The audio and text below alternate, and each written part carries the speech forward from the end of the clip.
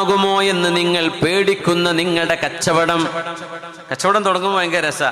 ഇപ്പുറത്ത് ഒരു ചെരുപ്പ് കട തുടങ്ങി, ഇപ്പുറത്ത് വേറൊരുത്ത ചെരുപ്പ് കട തുടങ്ങി അല്ലേ, അസ്വസ്ഥ തുടങ്ങിയില്ലേ, പഠിച്ചോനെ കച്ചവടം പോകുമോ, ഇയാളെനിക്ക് പാരയാവോ, റെസ്റ്റോറൻ്റ് അടുത്ത് വേറെ റെസ്റ്റോറൻറ്റ് വന്നാൽ എന്തെങ്കിലും കുത്തിത്തിരിപ്പുണ്ടാക്കി പോലെ ഓടിക്കാൻ നോക്കും ഒരു വിധം കഴിയുന്നവർ അല്ലേ. എന്തേ? അള്ളാഹുവിൻ്റെ ഖളായിൽ വിശ്വാസമല്ല. എൻ്റെ റിസ്ക് അല്ല എനിക്ക് തരും, അവൻ്റെ റിസ്ക് എന്ന് എടുത്തിട്ടല്ല എനിക്ക് തരാം. എൻ്റെ റിസ്ക് എൻ്റേത്, അവൻ്റെ റിസ്ക്കും അവൻ്റെ മക്കൾക്ക് അല്ല വേറെ കൊടുക്കുകയാണ്. ഇത് കച്ചവടക്കാർ മനസ്സിലാക്കണം, എല്ലാവരും മനസ്സിലാക്കണം. നമുക്ക് വേറെ ഒരാൾ വരുന്നതോടുകൂടെ നമുക്ക് ഒരു നഷ്ടം വരില്ല. ചില അറബികളൊക്കെ ഭയങ്കര വിശാല മനസ്സുള്ളവരുണ്ട് കേട്ടോ. ബാറക്ക് അല്ല ബർക്കത്ത് ചെയ്യട്ടെ, ആ കച്ചവടം തുടങ്ങി അവിടെ വന്നിട്ട് ദ്വാരം കൊടുക്കലും, ഇവിടെ അതേ ബിസിനസ് തൊട്ടിപ്പുറത്ത് മുമ്പ് ചെയ്യുന്നുണ്ടാവും, എന്നാൽ ഇപ്പുറത്തെ കച്ചവടം നല്ല ബർക്കത്ത് ചെയ്യട്ടെ എന്നൊക്കെ പറഞ്ഞ് ദ്വാ ചെയ്തിട്ടാണ് പോവുക. നമ്മൾ അന്നേപ്പോൾ ലീവ് എടുക്കും, മുഖം കാണണ്ടെന്ന് വിചാരിച്ചിട്ടല്ലേ, പോയി നോക്കണ്ട. അങ്ങനെയല്ല, സന്തോഷപ്പെടുക. അല്ല നിനക്കും റിസ്ക് തരട്ടെ, എനിക്കും റിസ്ക് തരട്ടെ, അങ്ങനെ പറഞ്ഞൂടെ? നമ്മൾ രണ്ടാൾക്കും സന്തോഷത്തോടെ കച്ചവടം നടക്കണം. അങ്ങനെയാണ്. അപ്പോൾ ഒരു പൊറോട്ട നിന്നോ രണ്ടെണ്ണം തിന്നാൻ തുടങ്ങും, ഒരു രാവിലെ ഒന്ന് വാങ്ങി വൈകുന്നേരം ഒന്ന് വാങ്ങാൻ തുടങ്ങും. അങ്ങനെ ഉണ്ടാവുക. രണ്ട് കച്ചവടം ഒരുമിച്ചെടുക്കുമ്പോൾ ഡെയിലി ഒരു ചായ ഒരു സമൂസയും കുടിക്കണ മനുഷ്യനാണെങ്കിൽ അയാൾക്ക് തോന്നും അവിടുന്ന് ഒന്ന് വാങ്ങി, രാവിലെ ഇവിടുന്ന് വൈകുന്നേരം അവിടുന്ന് ആയിക്കോട്ടെ. അപ്പോൾ രാവിലെ മാത്രം വാങ്ങുന്ന ആൾ വൈകുന്നേരം വാങ്ങാൻ തുടങ്ങും, ഒന്ന് വാങ്ങിയാൽ രണ്ടെണ്ണം വാങ്ങിക്കാൻ തുടങ്ങും. ഇങ്ങനെ റിസ്ക് അള്ള കൂട്ടിത്തരുന്നുണ്ട്. ഇത്ര കച്ചവടം തുടങ്ങുന്നുണ്ട് ഇവിടെ അല്ലേ. അതിൽ അസൂയപ്പെടരുത്. അള്ളാഹു കച്ചവടം പറ്റി പറഞ്ഞ വാക്ക് നോക്കണം. നിങ്ങൾ നഷ്ടപ്പെടുമോ, ലാഭനഷ്ടങ്ങളിൽ ഭയപ്പെട്ടുകൊണ്ട് നിങ്ങൾ ചെയ്യുന്ന നിങ്ങളുടെ കച്ചവടം. നിങ്ങൾ ഇഷ്ടപ്പെടുന്ന നിങ്ങളുടെ വീട് നിങ്ങൾ ഇഷ്ടപ്പെടുന്നതാണ്. നിങ്ങളുടെ കച്ചവടം, നിങ്ങളുടെ സമ്പത്ത്, ബന്ധുക്കള്, ഭാര്യ ഭർത്താക്കന്മാര്, സഹോദര മക്കള്, ഉമ്മ വാപ്പ, ഇതിലാരെങ്കിലും ഹറാമായവരുണ്ടോ? നമുക്ക് എല്ലാവരും വേണ്ടപ്പെട്ടവരല്ലേ. ഇവരോടുള്ള സ്നേഹത്തിന് വല്ല കുഴപ്പമുണ്ടോ? ഇല്ല. നിങ്ങളുടെ ഹലാലായ സമ്പാദ്യമാണ്, നിങ്ങൾക്കത് ഇഷ്ടമാണ്, ഒരു കുഴപ്പമില്ല. ഇതൊക്കെ കുഴപ്പമില്ലാത്ത വിഷയമാണ്. പക്ഷേ ഇതിനോടുള്ള നിങ്ങളുടെ ബന്ധം അള്ളാഹുവിനോടും അവന്റെ റസൂലിനോടുമുള്ള ബന്ധത്തെക്കാളും വലുതാണ് നിങ്ങൾക്ക് ഇവയെങ്കിൽ അത് പ്രശ്നമായി. അഹബ്ബ ഇലൈക്കും മിനല്ലാഹി വറസൂലിഹി വജിഹാദിൻ ഫീ സബീലിഹി. അള്ളാഹുവിന്റെ മാർഗത്തിൽ ത്യാഗം ചെയ്യാൻ ചില കാര്യങ്ങൾ ചോദിക്കുമ്പോൾ, ത്യാഗം ഇൽമു കൊണ്ടുള്ള ജിഹാദുണ്ട്, പൈസ കൊണ്ടുള്ള ജിഹാദുണ്ട്, അറിവ് കൊണ്ടുള്ള ജിഹാദുണ്ട്. പഠിപ്പിച്ചു കൊടുക്കൽ ജിഹാദാണ്. പുസ്തകം എഴുതൽ ഒരു തരം ജിഹാദാണ്. പൈസ കൊടുത്ത് സഹായിക്കൽ, ഒരു പാവപ്പെട്ടവന് വീടുണ്ടാക്കി കൊടുക്കൽ, അതൊരു തരം ജിഹാദാണ്. ജിഹാദ് വെറും യുദ്ധവും ചോരയെന്നല്ല. ജിഹാദ് എന്ന് പറയുമ്പോൾ അള്ളാഹുവിന് വേണ്ടി to exert in the way of Allah, to strive in the cause of Allah, അള്ളാഹ്ക്ക് വേണ്ടി കഠിനാധ്വാനം ചെയ്യുന്നതിനർത്ഥം. അത് യുദ്ധം ഒരു ഘട്ടങ്ങളിൽ അതിന്റെ ഭാഗമാണ്. പക്ഷേ ഖുർആൻ കൊണ്ട് നബിയെ നിങ്ങൾ ജിഹാദ് ചെയ്യണമെന്ന് പറയും. എന്താ അർത്ഥം? ഖുർആൻ പഠിപ്പിച്ചു കൊടുക്കണം എന്നതിന്റെ അർത്ഥം. നല്ല ഖുർആൻ കൈ പിടിച്ചിട്ട് വാളെടുക്കണം എന്നല്ല പറഞ്ഞു. മക്കയിൽ യുദ്ധം നിരോധിക്കപ്പെട്ട കാലം, യുദ്ധം ചെയ്യരുത് എന്ന് അള്ളാഹു പറഞ്ഞ കാലത്ത് ഖുർആൻ കൊണ്ട് ധർമ്മസമരം ചെയ്യണമെന്ന് പറഞ്ഞു. ജിഹാദ് എന്നുള്ള വാക്ക് തെറ്റിദ്ധരിക്കരുത് എന്ന് സൂചിപ്പിക്കാൻ വേണ്ടി പറയാം. അത്രയേ ഉള്ളൂ. കഠിനാധ്വാനം ചെയ്യാം, അള്ളാഹുവിന് വേണ്ടി ത്യാഗം ചെയ്യാം. പടച്ചവന് വേണ്ടി ത്യാഗം ചെയ്യുന്നതിനേക്കാളും അള്ളാഹുവിനേക്കാളും അവന്റെ റസൂലിനേക്കാളും നിങ്ങൾക്ക് ഇഷ്ടം നിങ്ങളുടെ ഈ വീടോ കച്ചവടമോ നിങ്ങളുടെ തൊഴിലോ ജോലിയോ സമ്പത്തോ മാതാപിതാക്കളോ ഭാര്യയോ ഭർത്താവോ കൊച്ചുമക്കളോ ഉമ്മയോ ഉപ്പയോ ആണെങ്കിൽ ഫതറബ്ബസൂ, കാത്തിരുന്നോളൂ. അള്ളാഹു അവന്റെ ശിക്ഷ നിങ്ങളിലേക്ക് കൊണ്ടുവരും. വല്ലാഹു ലാ യഹ്ദിൽ ഖൗമൽ ഫാസിഖീൻ. അള്ളാഹുവിനെയും അവന്റെ റസൂലിനെയും എല്ലാറ്റിനേക്കാളും മീതെ സ്നേഹിക്കാത്തവരെ ഫാസിഖുകൾ എന്നുവരെ അള്ളാഹു വിളിച്ചിട്ടുണ്ട്. ഇവിടെ ഈ ആയത്ത് സൂറത്ത് തൗബയിലെ 24-ാമത്തെ ആയത്ത്. അപ്പോൾ സ്നേഹം കുഴപ്പമൊന്നുമില്ല. ആ സ്നേഹം അള്ളാഹും റസൂലും ഒരു വിഷയം വന്നാൽ അള്ളാഹുവിനോടും റസൂലിനോടും ആയിരിക്കണം ഈ ബന്ധം. സമ്പത്തിനോട് സ്നേഹം കുഴപ്പമൊന്നുമില്ല. സുയ്യിന ലിന്നാസി ഹുബ്ബുശ് ശഹവാത്ത് എന്ന് പറഞ്ഞിട്ട് അല്ലാഹു സുബ്ഹാനഹു വ തആല ആ ആയത്തിന്റെ ബാക്കി പറയുന്നത് നോക്കണം. നിങ്ങൾക്ക് അലങ്കൃതമായ കുതിരകൾ ഇഷ്ടമാണ്, നല്ല വാഹനം മനുഷ്യന് ഇഷ്ടമാണ്. വീട് ഇഷ്ടമാണ്, സമ്പത്ത് ഇഷ്ടമാണ്, സ്വർണവും ആഭരണങ്ങളും പെണ്ണുങ്ങൾക്ക് ഇഷ്ടമാണ്, കുട്ടികൾക്ക് ഇഷ്ടമാണ്, നിങ്ങൾക്ക് സമ്പത്ത് ഇഷ്ടമാണ്. ഇതൊക്കെ പറഞ്ഞിട്ട് അല്ലാഹു പറയാണ് ذَلِكَ مَتَاعُ الْحَيَاةِ الدُّنْيَا ദുന്യാവിൽ നിന്ന് അവസാന ശ്വാസം വലിച്ചു പോകുന്നത് വരേക്കുമുള്ള ദുന്യാവിൽ ആവശ്യമുള്ള ചരക്കുകളാണിത്. ഖബറിലേക്ക് ഇതൊന്നും കൊണ്ടുപോയിട്ട് കാര്യമില്ല. വല്ലാഹു ഇൻദഹു ഹുസ്നുൽ മആബ്, അല്ലാഹുവിലേക്ക് നിങ്ങൾക്ക് നല്ല ഒരു മടക്കം മടങ്ങേണ്ടതുണ്ടോ? ഖുൽ അഉനബ്ബിഉകും ബിഖൈരിൻ മിൻ ദാലികും, ഈ പറഞ്ഞതിനേക്കാളൊക്കെ ഏറ്റവും ശ്രേഷ്ഠമായ മനോഹരമായ ചില കാര്യങ്ങൾ ഞാൻ നിങ്ങൾക്ക് പറഞ്ഞു തരട്ടെയോ പഠിപ്പിക്കട്ടെയോ എന്ന് പ്രവാചകരെ, നബിയെ, ജനങ്ങളോട് ചോദിക്കൂ. വണ്ടി വാഹനം കച്ചവടം ഇതൊക്കെ നിങ്ങൾക്ക് ഇഷ്ടമാണ്, ശരി, അതിനേക്കാളും നല്ല ചില കാര്യങ്ങൾ പറഞ്ഞു തരട്ടെ. للذين اتقوا عند ربهم جنات تجري من تحتها الأنهار, അല്ലാഹുവിനെ തഖ്വ ചെയ്ത് ജീവിക്കുന്ന നല്ല മനുഷ്യർക്ക് താഴ്വാരങ്ങളിലൂടെ ശുദ്ധമായ പുഴകൾ ഒഴുകുന്ന, സ്വർഗത്തിലെ അരുവികൾ ഒഴുകുന്ന മനോഹരമായ പൂന്തോപ്പുകൾ അല്ലാഹു ഒരുക്കി വെച്ചിരിക്കുകയാണ്. ഖാലിദീന ഫീഹാ, അവിടെ ക്യാൻസർ വരുമോ എന്ന് പേടിക്കണ്ട, ഡയാലിസിസ് വരുമോ എന്ന് പേടിക്കണ്ട, ട്യൂമർ വരുമോ എന്ന് പേടിക്കണ്ട, പനി വരുമോ, ജലദോഷമുണ്ടോ എന്ന് പേടിക്കണ്ട, മരണമുണ്ടോ എന്ന് ഭയപ്പെടണ്ട. മരണം ഭയപ്പെടാത്തൊരു ലോകം. ഈ ലോകത്ത് എന്തൊക്കെ സൗകര്യം ഉണ്ടെങ്കിലും ഉലമാ പറയും ഖദ്ദറഹൽ മൗത്ത്, എന്തൊക്കെ ആഡംബരങ്ങളും സൗകര്യങ്ങളും ദുന്യാവിലുണ്ടെങ്കിലും മരിക്കോലോ എന്ന് ആലോചിച്ചാൽ തന്നെ ഇതൊക്കെ ചളിപുരണ്ടു. മരിക്കോലോ എന്ന് ഞാനിവിടെ സംസാരിക്കുന്നു. ഈ ഒരു വർത്തമാനം തീരുന്നവരെ എനിക്ക് ആയുസുണ്ടോ? എനിക്കും അറിയില്ല, നിങ്ങൾക്കും അറിയില്ലല്ലോ. നമ്മളിപ്പോൾ ഇത് കഴിഞ്ഞ് വീട്ടിലെത്തോ? അതും അറിയില്ല. അറിയോ? ഒന്ന് വല്ലാത്തൊരു അത്ഭുതമല്ലേ, നമുക്കൊന്നും അറിയില്ലല്ലോ. എനിക്കിത് കഴിഞ്ഞ് മംഗലാപുരത്ത് പോകണം, ഞാൻ മംഗലാപുരത്ത് എത്തുമെന്നറിയില്ല. നാളെ സുബൈക്ക് അബുദാബിക്ക് തിരിച്ചു പോകണം, അത് എത്തുമെന്നറിയില്ല. എന്തൊക്കെയോ നമ്മൾ പ്ലാൻ ചെയ്യുന്നുണ്ട്, അവിടെ ക്ലാസ് ഉണ്ട്, ഇതുണ്ട്. എവിടെ എത്തുന്നത്? നമ്മളങ്ങനെ ഓടുകയാണ്. എന്തൊക്കെ നമ്മൾ സമ്പാദിച്ചാലും പടച്ച റബ്ബേ, ഇത് കഴിഞ്ഞാൽ പിന്നെ മരിക്കുമല്ലോ. എപ്പോഴാ മരിക്കുമോ? രാവിലെ നേരം വിളിക്കുമ്പോൾ ജീവൻ ഉണ്ടാകുമോ എന്ന് ഉറങ്ങുമ്പോൾ ആലോചിച്ചാൽ ഉറക്കം വരില്ല. പിന്നെ അതൊക്കെ മറപ്പിക്കുകയാണ് അല്ലാഹു. ഇല്ലെങ്കിൽ ഒരൊറ്റ കുട്ടി ഉറങ്ങൂല, എല്ലാവർക്കും ഉറക്കുളി കൊടുക്കേണ്ടി വരും. നമ്മൾ മറന്നിട്ട് ഉറങ്ങുകയാണ്. അല്ലെങ്കിൽ റബ്ബേ, ഞാനിപ്പോൾ കണ്ണുമി നാളെ നേരം വിളിക്കുമ്പോൾ ഞാൻ ഉണ്ടോ? എന്നെ അടുത്ത് ഇവർ കുളിപ്പിക്കുകയാണോ ചെയ്യുക? എനിക്ക് ഒറ്റയ്ക്ക് ബാത്റൂമൊക്കെ നടന്നു പോയി കുളിക്കാൻ പറ്റുമോ? ഇതൊന്നും അറിയില്ലല്ലോ. ഖാലിദീന ഫീഹാ, അതിന് പരിഹാരം സ്വർഗമേ ഉള്ളൂ. അവിടെ മരിക്കൂല, ഉറക്കൂല. ഉറക്കെന്ന് പറഞ്ഞ പരിപാടി സ്വർഗത്തിലില്ലല്ലോ. അല്ലാഹ്, എനിക്ക് വലിയ ഇഷ്ടമുള്ള പരിപാടി ഉറക്ക്, അതവിടെ ഇല്ലേ എന്ന് ചിന്തിക്കണ്ട. എന്ത് കാരണം എന്നറിയോ? ഉറക്ക് മരണത്തിന്റെ സഹോദരനാണത്രേ. അല്ലെങ്കിൽ സഹോദരി, എന്താ വെച്ചാൽ കുട്ടിക്കോളി, മരണത്തിന്റെ ഒരു സഹോദരനാ ഉറക്ക്, അല്ലേ? മരണം അവിടെ ഇല്ല. അപ്പം അതിൻ്റെ ഏട്ടനഞ്ചന്മാരും അവിടെ ഇല്ല. അങ്ങനെ നബി നിങ്ങൾ പഠിപ്പിച്ചത് സല്ലല്ലാഹു. ഉറങ്ങേണ്ട ആവശ്യം വരില്ല. പിന്നെ എന്തിനാ ഉറങ്ങണം? ഫുൾ ടൈം എനർജറ്റിക്കാണ്. പിന്നെ എവറി ടൈം അപ്ഡേറ്റ് ചെയ്തുകൊണ്ടിരിക്കുക. സ്വർഗം എവറി സെക്കൻഡ് അപ്ഡേറ്റഡ് ആണ്. അതുകൊണ്ട് ബോറടിക്കില്ല. പുതിയ പുതിയ സംഭവങ്ങളാണ് കാണുന്നത്. അതുകൊണ്ട് ബോറടിക്കുക എന്ന് പറയുന്ന പരിപാടി അവിടെ ഇല്ല.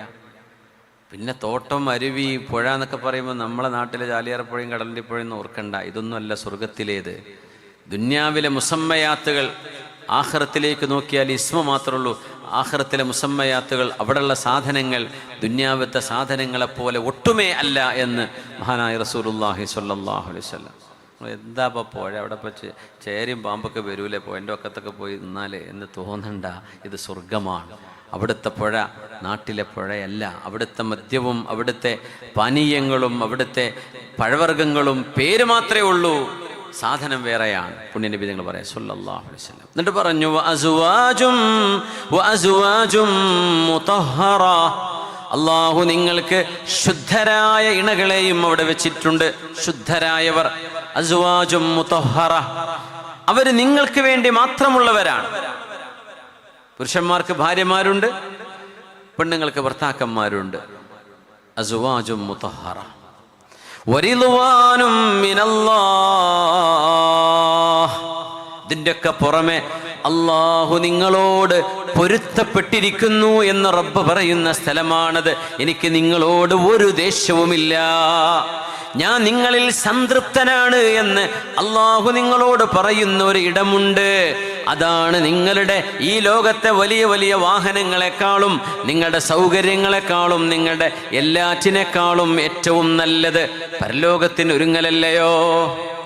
വല്ലാഹു ബസീറും ബിൽ ഇബാദ്. നിങ്ങളെ മുഴുവൻ കാണാനും നിങ്ങളുടെ മനസ്സുകളെ കാണാനും കഴിയുന്നവനാണ് അല്ലാഹു റബ്ബുൽ ഇസ്സത്ത്. الذين يقولون ربنا إننا آمنا فاغفر لنا ذنوبنا وقنا عذاب النار. ആർക്കാണ് സ്വർഗം? ഇങ്ങനെ ദുആ ചെയ്യണം. റബ്ബനാ ഇന്നനാ ആമന്നാ, അല്ലാഹുവേ നിന്റെ പരിശുദ്ധങ്ങളായ വചനങ്ങളിൽ ഞാൻ വിശ്വസിച്ചിരിക്കുന്നു. റബ്ബേ നിന്റെ പരിശുദ്ധരായ മുഹമ്മദ് റസൂലുള്ളാഹ് സ്വല്ലല്ലാഹു അലൈഹി വസല്ലമ തങ്ങളുടെ റിസാലത്തിലും നുബുവത്തിലും ഞാൻ വിശ്വസിച്ചിരിക്കുന്നു. റബ്ബേ ഫഗ്ഫിർ ലനാ ദുനൂബനാ, അല്ലാഹുവേ ചെയ്തു കൂട്ടിയ തെറ്റുകൾ ഞങ്ങൾക്ക് പുറത്തു തരേണമേ. വഖിനാ അദാബന്നാർ, നരകത്തിന്റെ ശിക്ഷയിൽ നിന്ന് കാക്കേണമേ എന്ന് ദുആ ചെയ്യുന്നതാണ് നിങ്ങൾക്ക് ഏറ്റവും ഉത്തമം. അസ്വാബിരീന വസ്വാദിഖീൻ والقانتين والمنفقين والمستغفرين بالأسحار. അസ്വാബിരീൻ, ക്ഷമിക്കുന്ന ആളുകളാണ് അല്ലാഹുവിന് ഇഷ്ടപ്പെട്ടവര്. ക്ഷമയാണ് നിങ്ങൾക്ക് നല്ലത്. ക്ഷമിക്കുക, അത് ഭയങ്കര ക്വാളിറ്റിയാണ്. അത് ഇപ്പൊ തീരെ കുറവാണ്. നമ്മുടെ സോഷ്യൽ മീഡിയയിലൊക്കെ വളരെ കുറവാണ്. ഇങ്ങനെ പകരം വീട്ടുക, പറയാ, പറഞ്ഞതിന് മറുപടി, അതിന് മറുപടി, ഇങ്ങനെ കത്തിക്കയറി പോവാൻ. ആരും ക്ഷമിക്കാനും കണ്ടില്ല കേട്ടില്ല എന്ന് വിചാരിച്ചിരിക്കാനും. സത്യം തുറന്നു പറഞ്ഞു കൊടുക്കണം, അതൊക്കെ നല്ലതാണ്. തിരുത്തി കൊടുക്കണം തെറ്റ്, പിന്നെ അവിടെ നിർത്തി പോരാ. പിന്നെ ഇങ്ങനെ കെട്ടിമറിഞ്ഞ് പലതും പറഞ്ഞുകൊണ്ടിരിക്കുക, അവിടെ മിണ്ടാണ്ടിരിക്കുക. കാര്യം പറഞ്ഞു കൊടുക്കുക. പിന്നെ അതുമ്പോൾ പലതും കെട്ടി വലിച്ച് കയറി വരും. അതൊന്നും നോക്കരുത്, അതിന് പിന്നാലെ പോവും ചെയ്യരുത്. അത് അറിയിച്ചു കൊടുക്കുക, പോരാ. അത്രേ ചെയ്യേണ്ടതുള്ളൂ. സ്വാബിരീൻ, നിങ്ങളുടെ കുടുംബജീവിതങ്ങളിൽ നിങ്ങൾക്ക് ക്ഷമിക്കേണ്ടി വരും. നിങ്ങൾ ക്ഷമിക്കേണ്ടവരാണ്. അപ്പൊ ഒരു കാര്യം പറയാം, ഭാര്യ ഭർത്തൃ ബന്ധങ്ങളിൽ വരുന്ന വലിയൊരു വിഷയം അതാണ്. ഞാൻ ഇന്നലെ അബുദാബിയിൽ നമ്മുടെ ഖുർആൻ ക്ലാസ് നടക്കുന്ന ദിവസമാണ് സാധാരണ. അപ്പോൾ ഒരു കാര്യം ഞാൻ പറഞ്ഞത് ആവർത്തിക്കുകയാണ്. സ്വന്തം വീട്ടിലെ മകൻ്റെ ഭാര്യ ഒരു ഉമ്മയ്ക്ക് മരുമോളാണ്, ഒരു ഉപ്പാക്ക് മരുമോളാണ്, അങ്ങനെയല്ലേ നമ്മൾ പറയാം. അവരെ മകളായിട്ട് കാണാൻ ഉമ്മക്ക് കഴിയണം.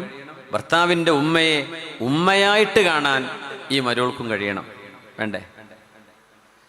ഇതില്ലെങ്കിൽ നിങ്ങൾ കല്യാണം കഴിക്കേണ്ട, ദയവ് ചെയ്ത്. മക്കളെ കൊണ്ട് കല്യാണം കഴിപ്പിക്കും വേണ്ട പൊന്നാരന്മാർ. നിങ്ങൾ ഈ പോക്കും പകയും ഈ അമ്മായിമ്മ പോരും കാട്ടാനാണ് തീരുമാനമെങ്കിൽ എന്തിനാ മക്കളെ കൊണ്ട് കല്യാണം കഴിപ്പിക്കണേ? ആ പെൺകുട്ടിൻ്റെ ജീവിതം എന്തിനാ നിങ്ങൾ കൊളാക്കണേ? ആ കുട്ടി എവിടെയെങ്കിലും പോയി ജീവിച്ചോട്ടെ. നിങ്ങളുടെ മകൻ്റെ ഭാര്യ നിങ്ങൾക്ക് ശത്രുവാണെങ്കിൽ പിന്നെ എന്തിനാ നിങ്ങൾ മക്കളെ കൊണ്ട് കല്യാണം കഴിപ്പിക്കണേ? ആ കല്യാണത്തിൻ്റെ വളർച്ച ചോറ് കൊടുക്കണില്ല മനുഷ്യന്മാർക്ക് എന്തിന്? പിന്നെ ഫുള്ള് മരണം വരെ ശത്രുത കാണിച്ച് ജീവിക്കാനോ? ക്ഷമ എന്ന് പറഞ്ഞ സംഗതി ഇല്ലാന്ന് മാത്രമല്ല, സ്വന്തം മരുമക്കളിൽ അവർക്ക് ദുരന്തം വരണം എന്ന് ആഗ്രഹിച്ച് സിഹർ വരെ ചെയ്തിട്ട് തളർത്തിക്കളയുന്ന അമ്മായിമാരുണ്ട് എന്ന് കേട്ട ഞാൻ ഞെട്ടിപ്പോയി. എന്തിനാ പടച്ചോനെ ഇവർ സ്വന്തം ആൺകുട്ടിക്ക് എന്തിനാ പിന്നെ കല്യാണം കഴിച്ചു കൊടുത്തത്? അവൾ അങ്ങനെ പൊന്തണ്ട, അവൾക്ക് അങ്ങനെ വീട് പണിയൊന്നും നടക്കണ്ട, അവൾക്ക് ഞാൻ 3 കഫംപൂടെ റെഡിയാക്കി വെച്ചത് എന്ന് പറഞ്ഞിട്ട് പച്ച സിഹർ ചെയ്യുക, മാരണം ചെയ്യുക, ശൈത്താനിയത്തിൻ്റെ പണി ചെയ്യുക. എന്തൊരു കാലം റബ്ബേ! സ്വാബിരീൻ, കുടുംബ വിഷയങ്ങളിൽ ഭയങ്കരമായ ക്ഷമ വേണ്ട വിഷയമാണ്. ഭയങ്കര ക്ഷമ വേണ്ടി വരും. ഒരു പെണ്ണ് ഭാര്യയായി നമ്മുടെ വീട്ടിലേക്ക് വന്ന നമ്മുടെ ഭാര്യ, അവരുടെ വീട്ടുകാര് ഒന്നിനും കൊള്ളാത്തവരാണ്. ഒരു താഴെ നമ്മൾ ആണുങ്ങളുടെ ആൾക്കാരെ മീതെ. ഇങ്ങനെ ഉണ്ടോ? ആരുണ്ടാക്കിയതാ? അവർ പെണ്ണായതും നിങ്ങൾ ആണായതും നിങ്ങൾ ചോദിച്ചു വാങ്ങിയതാ? അള്ളാഹു തന്നതല്ലേ? ഇപ്പൊ ഭാര്യന്റെ വീട്ടുകാർ എപ്പോഴും ചവിട്ടിത്താഴ്ത്തി ഇങ്ങനെ പറയാ. നിങ്ങളുടെ വീട്ടുകാരങ്ങനെ പറയും, നിങ്ങൾക്ക് ഇഷ്ടമുണ്ടോ? ഇല്ല. അപ്പൊ നിങ്ങളുടെ ഭാര്യയ്ക്കും അവരുടെ വീട്ടുകാരെ താഴ്ത്തിക്കെട്ടി പറയുന്നത് ഇഷ്ടപ്പെടൂല. പിന്നെ എന്തിനാ പറയണത്?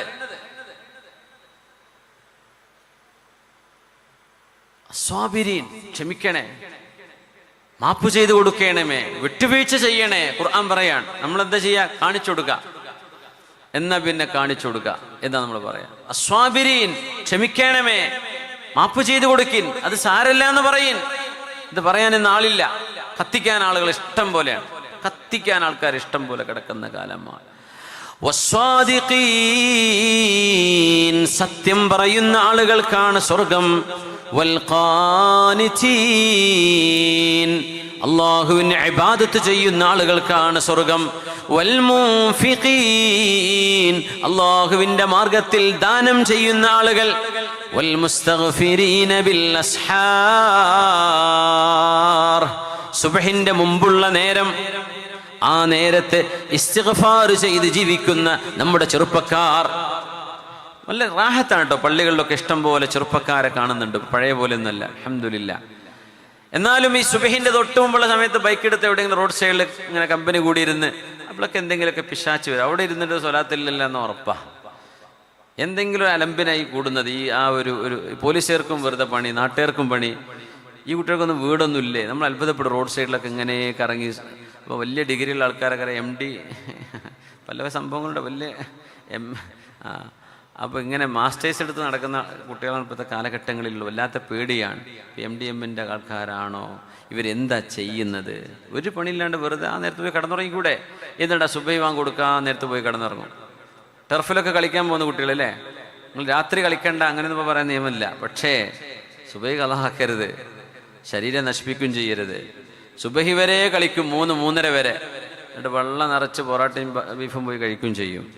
എന്നിട്ട് പോയി കിടന്നുറങ്ങും സുബഹിൻ്റെ മുമ്പ്. എന്ത് കാര്യം?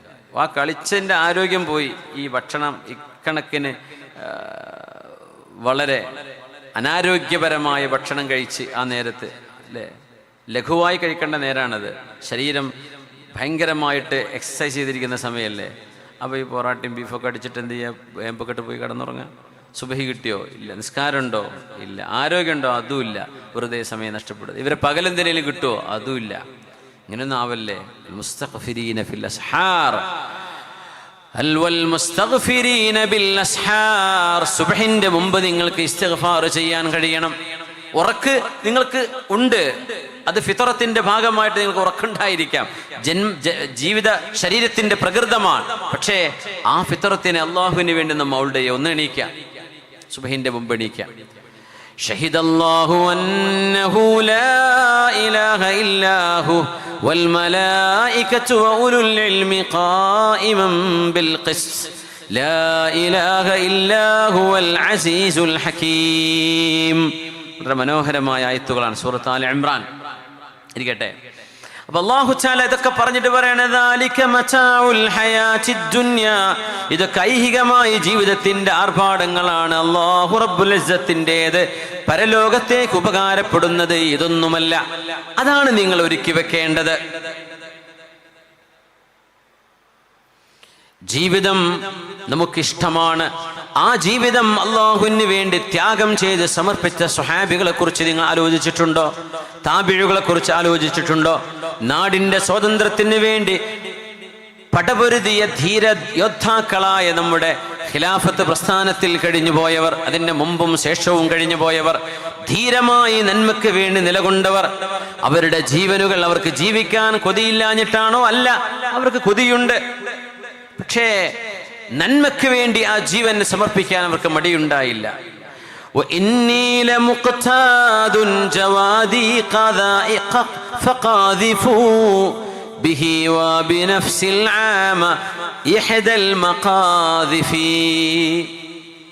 തുർമാഹ് ഇബ്നു ഹക്കീം അദ്ദേഹത്തിന് മരിക്കാൻ ആഗ്രഹം എങ്ങനെയാണ് എന്ന് പറയാണ്. നമുക്കൊക്കെ മരിക്കണമെങ്കിൽ സമാധാനത്തിൽ വീട്ടിലെ കുട്ടികളെ മക്കളൊക്കെ ഒപ്പം ഇരുത്തിയിട്ട് വെള്ളം കുടിച്ച് സംസം കുടിച്ച് റാഹത്തിൽ മരിക്കണം, പരിസരത്തൊക്കെ എല്ലാവരും വേണം, അത് നല്ലൊരു യാത്രയപ്പ് എന്നൊക്കെ നമ്മൾ ആഗ്രഹിക്കാം. പക്ഷേ അല്ലാഹുവിന് വേണ്ടി ത്യാഗം ചെയ്ത് ജീവൻ കൊടുക്കാൻ എനിക്ക് കൊതിയാവുന്നുവെന്ന് പറഞ്ഞ തുർമാഹ് ഇബ്നു ഹക്കീം റഹിമഹുല്ലാഹ്. ഫയാ റബ്ബി ഇൻ ഹാനത് വഫാതി ഫലാ തകുൻ അലാ ശർജഇൻ യുഅലാ ബിഖുദ്രിൽ മതാരിഫി ولكن أحن يومي سعيدا بعصبة يصابون في فج من الأرض خائف عصائب من شيبان ألف بينهم تقى الله نزالون عند التزاحف إذا فارقوا دنياهم فارقوا الأذى وصاروا إلى موعود ما في المصاحف. പടച്ചവനെ, നിനക്ക് വേണ്ടി ശബ്ദമുയർത്തുന്ന, നിനക്ക് വേണ്ടി ത്യാഗം ചെയ്യുന്ന സുമനസ്സുകളായ തഖ്വയുള്ള ഒരു മനുഷ്യരുടെ ആൾക്കൂട്ടത്തിലായിട്ട് നന്മയ്ക്ക് വേണ്ടി നിലകൊണ്ട് അടിപതറാതെ ജീവത്യാഗം ചെയ്ത് മരിക്കാൻ ആഗ്രഹമുണ്ട് റബ്ബേ എന്ന് തുർമാഹ് ഇബ്നു ഹകീം എന്നവർ പറയുന്നത്. ഇദാ ഫാറഖൂ ദുനിയാഹും ഫാറഖുൽ അദാ. ദുനിയാവെന്ന് പോയാൽ പിന്നെ പ്രയാസം തീർന്നില്ലേ? പിന്നെ ആരും ഇവിടെ മേക്കറ്റിട്ട് കയറാൻ വരില്ല. മരിച്ചവരെ പറ്റി ഇപ്പോൾ ആരെങ്കിലും ഇങ്ങനെ ഫേസ്ബുക്കിൽ എഴുതലുണ്ടോ? എനിക്കറിയില്ല, ഞാൻ വായിക്കാത്തൊരു കിതാബാണത്. മരിച്ചു കഴിഞ്ഞാൽ പിന്നെ വിടൂലേ? പോട്ടെ, മരിച്ചില്ലേ. ഫാറഖുൽ അദാ. മരിച്ചു കഴിഞ്ഞാൽ പിന്നെ ദുനിയാവിലെ ടെൻഷനൊക്കെ തീർന്നില്ലേ? വസാറു ഇലാ മൗഊദി മാ ഫിൽ മസാഹിഫി. പിന്നെന്താ കിട്ടണത്? മുസ്ഹഫിൽ പറഞ്ഞ അള്ളാഹുവിൻ്റെ വാഗ്ദാനങ്ങളാണ്. അങ്ങനെ മരിക്കണം എന്നാണ് എനിക്ക് ആഗ്രഹം എന്ന് മഹാനായ തുർമാഹ് ഇബ്നു ഹകീം റഹിമഹുല്ലാ. യാ അല്ലാഹ്, മുഅ്തയിലെ വല്ലാത്തൊരു അനുഭവമാണ് അബ്ദുല്ലാഹി ഇബ്നു റവാഹ റളിയല്ലാഹു അൻഹുവിൻ്റേത്. മുഅ്ത എന്ന് പറയുന്നത് ഇന്നത്തെ ജോർഡാനിലാണ്. അമ്മാനിൽ നിന്നൊരു 200 കിലോമീറ്റർ. ഖറഖ് എന്ന് പറയും. അവിടെ ജാമിഅത്ത് മുഅ്തയുണ്ട്, മുഅ്ത യൂണിവേഴ്സിറ്റി ഉണ്ട്. അതിൻ്റെ തൊട്ട് മുമ്പിലാണ് മുഅ്ത ശുഹദാക്കളുടെ രണാങ്കണം നിലനിൽക്കുന്നത്. അവിടെ പോയ ഒരുപാട് ആൾക്കാരുണ്ടാവും, സിയാറത്ത് ചെയ്തവരൊക്കെ ഉണ്ടായിരിക്കാം. ഞാൻ സിയാറത്ത് ചെയ്തിട്ടുണ്ട്. മഹാനായ ജഅഫർ ഇബ്നു അബീ ത്വാലിബ് റളിയല്ലാഹു അൻഹു, അതിൻ്റെ മീതെ സയ്യിദ് ഇബ്നു ഹാരിസ് റളിയല്ലാഹു അൻഹു, കുറച്ചൊരു 100-150 മീറ്റർ അപ്പുറത്ത് അബ്ദുല്ലാഹി ഇബ്നു റവാഹ റളിയല്ലാഹു അൻഹു. 2 കൂട്ടുകാര് ഷഹീദാകാണ്. ആദ്യം ഷഹീദായത് മഹാനായ സയ്യിദ് ഇബ്നു ഹാരിസ് റളിയല്ലാഹു അൻഹുവാണ്. അത് കഴിഞ്ഞപ്പോൾ ഇസ്ലാമിന്റെ പതാക പിടിച്ചു മുഅ്തയിൽ ആര്? നബി തങ്ങളുടെ കസിൻ മഹാനായ അലി റളിയല്ലാഹു അൻഹുവിന്റെ സഹോദരൻ ജഅഫർ ഇബ്നു അബീ ത്വാലിബ് റളിയല്ലാഹു അൻഹു. മഹാനവറുകൾ ഷഹീദാവാണ്. 2 കൈകളും മുറിക്കപ്പെട്ട് ഷഹീദാവുകയാണ്. യാ റബ്ബ്. അബ്ദുല്ലാഹി ഇബ്നു റവാഹ റളിയല്ലാഹു അൻഹു ഒന്ന് ശങ്കിച്ചു നിന്നു നമ്മൾ പറയല്ല, സ്വഹാബികൾ അങ്ങനെ ചെയ്യൂല. പക്ഷേ ശത്രുക്കൾ 100,000 വരുന്ന ശത്രുക്കളാണ്. 3000 സ്വഹാബിമാർ അവിടെ ഉള്ളത്. പടച്ചോനെ, ഞാനിത് ഇറങ്ങിയിട്ട് എന്ത് ചെയ്യും റബ്ബേ? അപ്പോഴേക്കും മഹാനവരുടെ നാവുകളിൽ കവിത വരികയാണ്. ആ കവിതയിൽ മഹാൻ ചൊല്ലുകയാണ്: എന്റെ ശരീരമേ, ലതൻസീലന്ന, നീ യുദ്ധത്തിൽ ഇറങ്ങിയേ പറ്റൂ. ഔ ലതുജ്ബറന്ന, നിന്നെ ഞാൻ നിർബന്ധിപ്പിക്കും ഈ യുദ്ധക്കളത്തിലേക്ക് ഇറങ്ങാൻ. മരണം ഒരിക്കലല്ലേ ഉള്ളൂ, ആ മരണത്തെ നീ ധീരമായി നേരിടണം എന്ന് പറഞ്ഞ് മഹാനായ അബ്ദുല്ലാഹി ഇബ്നു റവാഹ റളിയല്ലാഹു അൻഹു, നബി തങ്ങളുടെ കവിയായിരുന്നു ഹസ്സാൻ ഇബ്നു സാബിത്ത് തങ്ങളെപ്പോലെ യുദ്ധത്തിലേക്ക് ഇറങ്ങാനുണ്ടായത്. ആ മഖാമിലൊരു സുഗന്ധമുണ്ട്, ഇപ്പോഴും ചെന്നാൽ അനുഭവിക്കാൻ കഴിയും. അബ്ദുല്ലാഹി ഇബ്നു റവാഹ റളിയല്ലാഹു അൻഹുവിൻ്റെ മഖാമിൽ നബി തങ്ങൾ പറയും, 3 പേരെയും ഞാൻ സ്വർഗത്തിൽ കണ്ടു. അതിൽ അബ്ദുല്ലാഹി ഇബ്നു റവാഹ റളിയല്ലാഹു അൻഹുവിൻ്റെ സ്ഥാനം ഒരൽപ്പം താഴെയാണ്. ഇസ്വിറാറ, സ്വർഗത്തിലെത്തി ശുഹദാക്കള്. പക്ഷേ അപ്പൊ അവർ ചോദിച്ചു, നബിയെ എന്തേ അങ്ങനെ? 3 പേരും മുഅ്തയുടെ നേതാക്കന്മാരല്ലേ, അവർ 3 പേരും ശുഹദാക്കളല്ലേ, എന്തേ ഒരാൾക്ക് സ്ഥാനം കുറഞ്ഞു പോയത്? പറഞ്ഞു അബ്ദുല്ലാഹി ഇബ്നു റവാഹ റളിയല്ലാഹു അൻഹു, ഒരൽപ്പനേരം പടച്ചോനെ ഞാൻ മരിക്കുകയാണോ എന്നൊരു ശങ്ക മഹാന്റെ മനസ്സിലേക്ക് കടന്നു വന്നില്ലേ, അവിടെ കുറച്ച് മാർക്ക് പോയതാണ്. സുബ്ഹാന ജല്ല ജലാൽ. നമുക്കൊക്കെ ഇനി എന്ത് മാർക്ക് ഉണ്ടാവുക എന്നാണ് ഞാൻ ആലോചിച്ച് നോക്കുക. റബ്ബേ, അള്ളാഹ്ക്ക് വേണ്ടി ഇങ്ങനെ ത്യാഗം ചെയ്ത് ശുഹദാക്കളായി പോയവരിൽ അള്ളാഹു വിചാരണ ചെയ്യുമ്പോൾ പടച്ചോന് വേണ്ടി ഞാൻ എൻ്റെ ജീവൻ കൊടുക്കണോ എന്ന് മടിക്കല്ല. പക്ഷെ അതൊരു ആത്മഹത്യാപരമാകുമോ? 1,00,000 ആൾക്കാരുണ്ടല്ലോ, ഇവരായിട്ട് യുദ്ധം ചെയ്യാണോ നല്ലത്, അല്ല സുൽഹായിട്ട് പിരിഞ്ഞു പോരാണോ ചെയ്യുന്നത്? ഖാലിദ് ബിൻ വലീദ് റളിയല്ലാഹു അൻഹു പിന്നെ പിന്മാറുകയാണ് ഉണ്ടായത്. അങ്ങനെയാണ് മുഅ്തയിൽ വലിയൊരു നഷ്ടം സംഭവിക്കാതെ സുരക്ഷിതനായത്. ആ ഒരൊറ്റ ചിന്തയിൽ മഹാനവറുകൾക്ക് അള്ളാഹു കൊടുത്ത മാർക്കിൽ ഒരൽപ്പം കുറവ് വന്നു. സുബ്ഹാന ജല്ല ജലാലു. ഇവരൊക്കെ ധീരമായിട്ട് അല്ലാഹുവിലേക്ക് ഇറങ്ങുകയാണ്. ഖുൽ അഉനബ്ബിഉകും ബിഖൈരിൻ മിൻ ദാലികും للذين اتقوا عند ربهم جنات تجري من تحتها الأنهار خالدين فيها وأزواج مطهرة ورضوان من الله ورضوان من الله. അള്ളാഹു നൽകുന്ന തൃപ്തിയും അള്ളാഹുവിൻ്റെ പൊരുത്തവും നാളെ സ്വർഗവാസികൾക്ക് അള്ളാഹു നൽകുന്നു. വറിദ്വാനും മിനല്ലാഹ് വല്ലാഹു ബസീറും ബിൽ ഇബാദ്. സമ്പത്ത് അള്ളാഹു മനുഷ്യന്റെ ഹൃദയത്തിന് ഇഷ്ടമാക്കിയ ഒരു സംഗതിയാണ്. പക്ഷെ അള്ളാഹു പറഞ്ഞു, നിങ്ങളുടെ ഇഷ്ടത്തിൽ നിന്ന് അള്ളാഹുവിന് കൊടുക്കണമേ, ഇൻഫാക്ക് ചെയ്യണം, ദാനം ചെയ്യണം. എൻ്റേത്, എൻ്റെ പൈസ, എൻ്റെ കാശ് എന്ന് മനുഷ്യന് തോന്നാം. കുട്ടികൾക്ക് പോലും കാശിനോട് ഇഷ്ടമായിരിക്കും. ഇത് മനുഷ്യ പ്രകൃതത്തിലുള്ളതാണ്. ആ പ്രകൃതത്തെ അല്ലാഹു തസ്കീത് ചെയ്തുകൊണ്ടാ പറയുന്നത്, ലൻ തനാലുൽ ബിർറ ഹത്താ തുൻഫിഖൂ മിമ്മാ തുഹിബ്ബൂൻ. നിങ്ങൾ ഇഷ്ടപ്പെടുന്നത് അള്ളാഹുവിൻ്റെ മാർഗത്തിൽ കൊടുക്കുന്നത് വരെ നന്മയായ നന്മകൾ നിങ്ങൾക്ക് കിട്ടുകയില്ല കേട്ടോ. ഇഷ്ടപ്പെട്ടത് കൊടുക്കണം, ഇഷ്ടപ്പെട്ടത് കൊടുക്കണം, ഇഷ്ടപ്പെട്ടത് കൊടുക്കണം. അതുകൊണ്ടാണ് മഹാനായ സ്വഹാബി നബിയോട് പറയുന്നത്, നബിയേ ഇന്ന ഹബ്ബ മാലി ഇലയ്യ ബൈറഹാ. എൻ്റെ ബൈറുഹ എന്ന് പറയുന്ന മദീനയിലെ കിണറുള്ള ഒരു തോട്ടം, അത് അല്ലാഹുവിൻ്റെ റസൂലേ അങ്ങേക്ക് ദാനമാണ്, മുസ്ലിമീങ്ങൾക്ക് സ്വദഖയാണ് എന്ന് പറഞ്ഞ സ്വഹാബി റളിയല്ലാഹു അൻഹു. മനുഷ്യർക്ക്, ഭാര്യ ഭർത്താക്കന്മാർക്ക് ഒരുമിച്ച് ജീവിക്കണമെന്ന് ആഗ്രഹമുണ്ട്, അല്ലേ? മാതാപിതാക്കളുടെ കൂടെ, മക്കളുടെ കൂടെ ജീവിക്കണമെന്ന് ആഗ്രഹമുണ്ട്. നമുക്ക് കുടുംബത്തെ വിട്ടു നിൽക്കാൻ വലിയ പ്രയാസമാണ് നമുക്കൊക്കെ കേട്ടോ. നാബിഗ റളിയല്ലാഹു അൻഹുവിന്റെ ചരിത്രം പറയുന്നത്, നാബിഗ റളിയല്ലാഹു അൻഹു യുദ്ധത്തിന് പോകുമ്പോൾ ഭാര്യ അങ്ങ് കരഞ്ഞു. യുദ്ധത്തിന് അവർ യാത്ര പോവുകയാണ്, ദഅവത്തിന് വേണ്ടി പോവുകയാണ്. മഹാനായ നാബിഗ റളിയല്ലാഹു അൻഹു ഭാര്യ കൈപിടിച്ചുകൊണ്ട് കരഞ്ഞുകൊണ്ട് പറഞ്ഞു, കൈഫ തഖ്റുജു വതത്റുകുനി. എന്നെ ഇവിടെ ഒറ്റക്കാക്കിയിട്ട് നിങ്ങൾ പോവുകയാണോ? അത് ഗൾഫിലേക്ക് പോകുന്നതാവാം, ജോലിക്ക് പോകുന്നതാവാം. എന്നെ ഒറ്റക്കാക്കി പോവുകയാണോ? എനിക്ക് ജീവിക്കാൻ കഴിയില്ല, നിങ്ങളില്ലാതെ എനിക്ക് പറ്റില്ല എന്ന് നാബിഗ റളിയല്ലാഹു അൻഹുവിനോട് സ്വന്തം ഭാര്യ പറഞ്ഞപ്പോ, ആ ഭാര്യയോട് നാബിഗ റളിയല്ലാഹു അൻഹു കൊടുത്ത ചില കവിതയിലൂടെ നൽകിയ മറുപടിയുണ്ട്. മറുപടി ഒന്ന് പറയട്ടെ.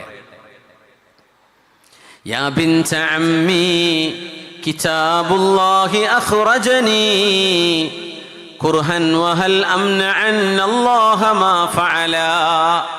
അല്ലാഹുവല്ലേ ദഅവത്ത് ചെയ്യണമെന്ന് പറയുന്നത്, അല്ലാഹുവല്ലേ ത്യാഗം ചെയ്യണമെന്ന് പറയുന്നത്.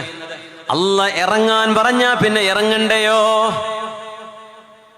നമ്മൾ ഇറങ്ങണം. അള്ളാഹു നമ്മൾ ചെയ്യുന്ന പ്രവർത്തനങ്ങൾക്ക് റബ്ബ് സ്വീകരിക്കട്ടെ.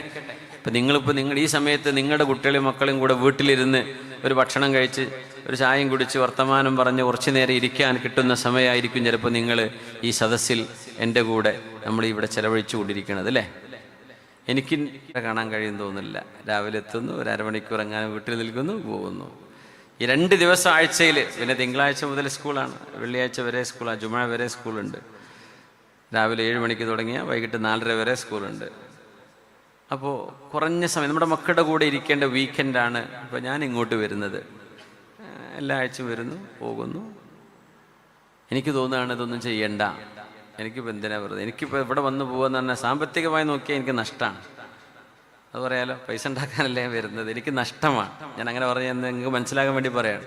എനിക്ക് അവിടെ നിന്ന് അതിലേറെ പൈസ ഉണ്ടാക്കാൻ പറ്റും.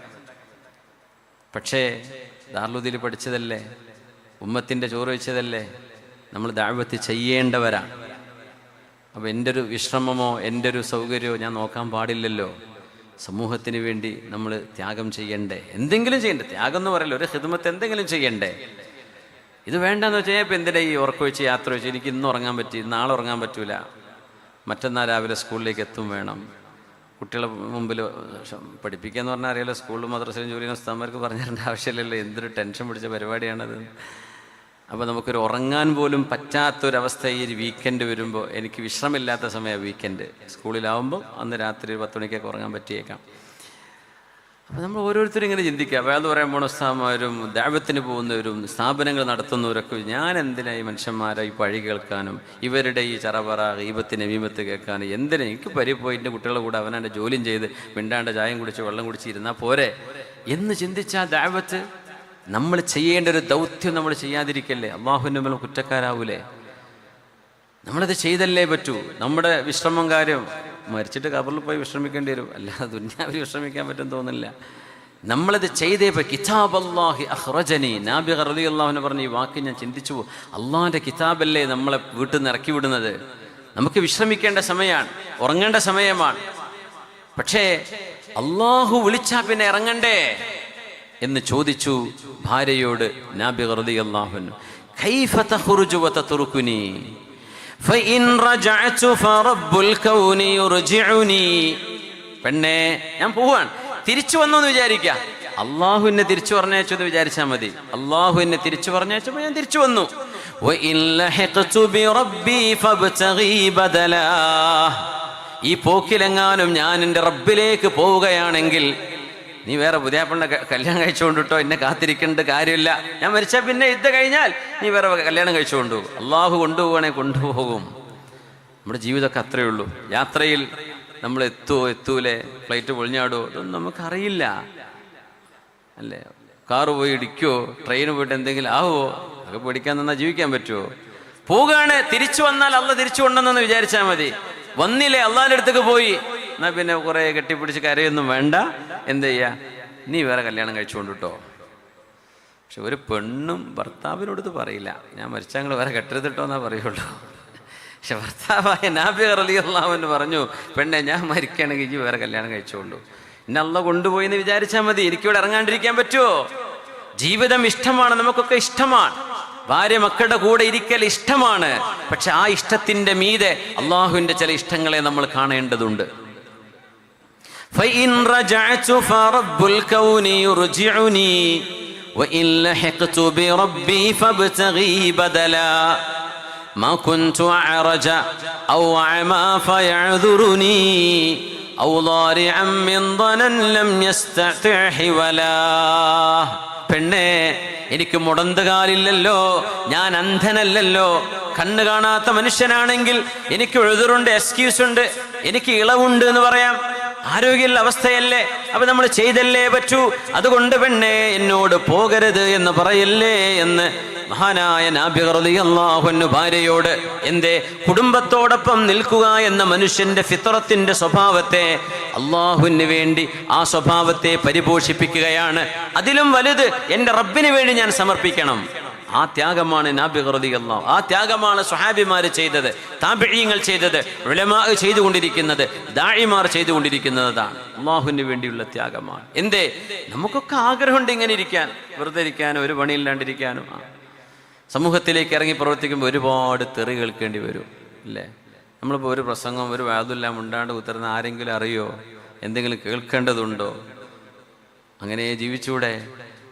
അപ്പോൾ ഇതിൽ നല്ലതും ചീത്ത കുറേ ദുആ കിട്ടുട്ടോ. മാഷാ അല്ലാഹ്, എത്രയോ ഉമ്മമാർ, പ്രായമുള്ള ഉപ്പമാർ, നിങ്ങളെപ്പോലെയുള്ള നല്ല മനുഷ്യന്മാർ ദുആ ചെയ്യുന്നുണ്ട്. അള്ളാഹു അതിനൊക്കെ കൂലി തരട്ടെ.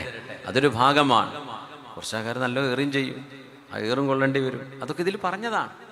ഒന്നും ചെയ്യാതിരിക്കുന്നവർക്ക് എന്തുണ്ട്? അതുകൊണ്ട് ഏറ് കിട്ടുമല്ലോ എന്ന് വിചാരിച്ചിട്ട് എന്ത് ചെയ്യരുത്? നന്മ പറയാതിരിക്കരുത്, സത്യം പറയാതിരിക്കരുത്. എറിയുന്നവരെ എല്ലാവരും എറി. അള്ളാഹുവിൻ്റെ റസൂലിനെ അവർ എറിഞ്ഞിട്ടുണ്ട് സ്വല്ലല്ലാഹു അലൈഹി വസല്ലം. അതിലപ്പുറമൊന്നുമല്ലല്ലോ നമ്മളെ കാര്യങ്ങൾ. അത്ര വിചാരിച്ചാൽ മതി. നമ്മുടെ റാഹത്തിനേക്കാൾ വലുത് അള്ളാഹുവിൻ്റെതാണ്. ഇതാണ് നമ്മുടെ മനുഷ്യ പ്രകൃതത്തെ അള്ളാഹുവിന് വേണ്ടി പരിപോഷിപ്പിക്കുവാൻ വേണ്ടി പറയാണ് പരിശുദ്ധമായ ദീൻ. വലിയൊരു ചരിത്രമുണ്ട്. മഹാനായ അല്ലാമ ഇബ്നു ഇസ്ഹാഖ് എന്നവര് ഫർവത്ത് ഇബ്നു അംറുൽ ജുദാമി തങ്ങളുടെ ഒരു ചരിത്രം പറയുന്നുണ്ട്. അദ്ദേഹം അറബികളായ തുർക്കികൾ, അതായത് ബാബിലോണിയക്കാരുടെ രാജാവാണ്. അറബികളായ റോമക്കാരെന്ന് പറഞ്ഞ ഇബ്രാഹിം നബി അലൈഹി സ്വലാമിന്റെ നാട്ടുകാർ. അവിടുത്തെ ഒരു വലിയ രാജാവായിരുന്നു ഫർവത്ത് ഇബ്നു അംർ അൽ ജുദാമി. അദ്ദേഹം മുസ്ലിമായി. ഇസ്ലാം സ്വീകരിച്ചപ്പോഴേ നാട്ടുകാരൊക്കെ വളഞ്ഞിട്ട് പിടിച്ചു. ഇബ്നു അംർ റളിയല്ലാഹു അൻഹു വിട്ടുകൊടുത്തില്ല. മഹാനവറുകളെ കുരിശിൽ തറച്ചു. അന്നത്തെ ഏറ്റവും വലിയ ശിക്ഷയാണ് കുരിശിൽ തറക്കുക എന്ന് പറഞ്ഞാൽ. ഈസാ നബിയെ കുരിശിൽ തറച്ചു എന്ന് വിശ്വസിക്കുന്നവരുണ്ട്, മുസ്ലിമീങ്ങൾ ഇല്ല. ഈസാ നബി അലൈഹിസ്സലാമിനെ വമാ സ്വലബൂഹു വമാ ഖതലൂഹു, ഈസാ നബിയെ അവർ കൊല്ലുകയോ കുരിശിൽ തറക്കുകയോ ചെയ്തിട്ടില്ല, അത് മറ്റൊരാളായിരുന്നു എന്ന് ഖുർആൻ തന്നെ പറയുന്നു. ഏതായിരുന്നാലും മഹാനായ ഫർവത്ത് ബിനു അംറുൽ ജുദാമിയെ കുരിശിൽ തറച്ചു വെച്ചു. അവര് അമ്പെയ്തിങ്ങനെ അമ്പ് പിടിച്ചു. ഇപ്പൊ വെക്കുമെന്ന് പറഞ്ഞിട്ട്, തോക്കില്ലാത്തതുകൊണ്ട് അന്ന് അമ്പല്ലേ ഉള്ളൂ, അല്ലെങ്കിൽ തോക്ക് പിടിച്ചിട്ടുണ്ടാവും. അമ്പെയ്ത് പിടിച്ചു, ഇപ്പൊ കൊല്ലുന്നു പറഞ്ഞിട്ട്. അങ്ങനെ നിൽക്കുന്ന ഒരു സമയത്ത് ആർക്കെങ്കിലും പാട്ട് വരുമോ, ബൈത്ത് വരുമോ ചൊല്ലാൻ?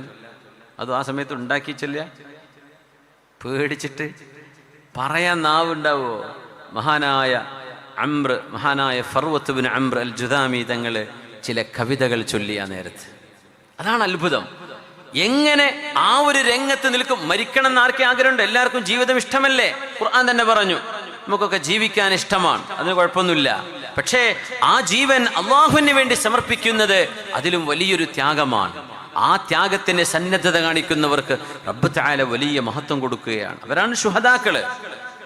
അവർക്കല്ല ഷഫാഅത്ത് കൊടുക്കുക, റെക്കമെൻഡ് ചെയ്യാനുള്ള അധികാരം കൊടുക്കുകയാണ്. മഹാനായ ഫർവത്ത് ബിൻ അംറുൽ ജുദാമി റളിയല്ലാഹു അൻഹു ആ സമയത്ത് ചില കവിതകൾ ചൊല്ലുന്നു. ബല്ലിഗ് സുറാത്തൽ മുസ്ലിമീന ബിഅന്നനി സിൽമുൽ ലിറബ്ബി അഅ്ളുമി വമഖാമി. ബല്ലിഗ് സുറാത്തൽ മുസ്ലിമീന ബിഅന്നനി, മുസ്ലിമീങ്ങളായ നേതാക്കന്മാരോട് മുഴുവനും നിങ്ങൾ അറിയിച്ചു കൊടുക്കണമേ.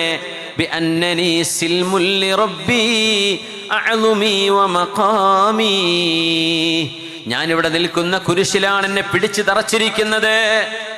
എൻ്റെ എല്ലുകളും എൻ്റെ ശരീരവും ഞാൻ എൻ്റെ റബ്ബിനെ ഏൽപ്പിച്ചിരിക്കുന്നു എന്ന് എൻ്റെ മുസ്ലിമീങ്ങളോട് നിങ്ങൾ പറയണമേ. കവിത ചൊല്ലുകയാണ് മഹാനായ ഫർവത്ത് ബിൻ അംറുൽ ജുദാമി റളിയല്ലാഹു അൻഹു. ബല്ലിഗ് സുറാത്തൽ മുസ്ലിമീന ബിഅന്നനി സിൽമുൽ ലിറബ്ബി അഅ്ളുമി വമഖാമി, ഞാൻ പിന്മാറിയിട്ടില്ല. അലാ ഹൽ അതാ സൽമ, അവരുടെ ഭാര്യയാണ് സൽമ. അപ്പൊ എൻ്റെ ഭാര്യയോടൊരു കാര്യം പറയാം. ഭാര്യയോട് ചെന്ന് കാണാനും വയ്യില്ല, അപ്പോൾ നിന്നിട്ട് ഇങ്ങനെ പാടുകയാണ്. അപ്പൊ കേൾക്കുന്ന ആളുകൾ മനഃപ്പാഠമാക്കുകയാണ് ഈ വരികൾ. അത് ചരിത്രത്തിന്റെ ഭാഗമായി മാറുകയാണ്. അലാ ഹൽ അതാ സൽമ ബിഅന്ന ഹലീലഹാ അലാ മാഇ അഫ്റാ ഫൗക ഇഹ്ദർ റവാഹിലി. എൻ്റെ ഭാര്യ സൽമക്കറിയുമോ?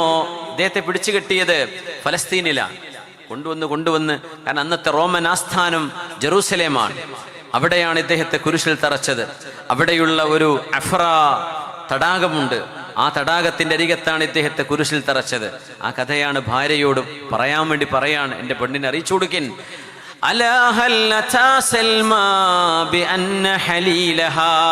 ഹലീൽ ഭർത്താവിന് പറയുന്ന വാക്കാണ് ഹലീൽ. എന്തേ? അല്ലാഹ് ഹലാലാക്കിയ പുരുഷൻ, അതാണ് ഹലീല്. സൽമയോട് പറയണേ, അവളുടെ ഭർത്താവ് അഫ്റാ തടാകത്തിന്റെ അരികത്ത് നിൽക്കുന്നുണ്ട് എന്ന് പറയണം. നല്ല ഒരു ഒട്ടകപ്പുറത്ത് ഇങ്ങനെ ഇരിക്കുകയാണ് എന്ന് പറഞ്ഞേക്കണേ. ഇവിടെ ഈ കുരിശിൽ തറച്ചതിനെ ഒട്ടകപ്പുറത്ത് ഇരിക്കണ പോലെ മഹാൻ കണ്ടത്. ഞാൻ നല്ല ഒട്ടകപ്പുറത്താണ്, ഇപ്പുറത്ത് അഫ്റാ തടാകമുണ്ട്, ഇപ്പൊ നല്ലൊരു സ്ഥലത്ത് ടൂറിന് പോയതാന്ന് പറഞ്ഞു കൊടുക്കണേ എൻ്റെ ഭാര്യ സെൽമയോട്. പേടിക്കണ്ടെന്ന് പറയണേ. ഇത് പറയാൻ മാത്രമുള്ള ആത്മധൈര്യം, ജീവനക്കൊതിയുള്ള മനുഷ്യ പ്രകൃതത്തിനപ്പുറത്തേക്ക് മഹാനായ ഈ ത്യാഗീവര്യനായ ഫർവ റളിയല്ലാഹു അൻഹു ചെയ്തതാണ് നമ്മൾ ചിന്തിക്കുന്നത്. ഇതും മനുഷ്യന് ചെയ്യാൻ പറ്റുന്നതാണ്. യാ അല്ലാഹ്.